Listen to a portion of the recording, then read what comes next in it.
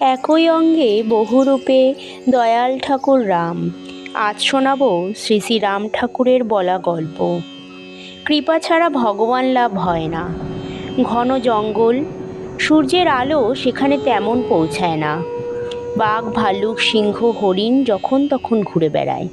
দেখা যায় সেই জঙ্গলের বড় গাছের নিচে বসে এক যুবক তপস্বী তপস্যা করছেন। রাতের পর রাত, দিনের পর দিন তার তপস্যায় কেটে যায়, তবুও ভগবান শ্রীহরি তাকে দেখা দেন না।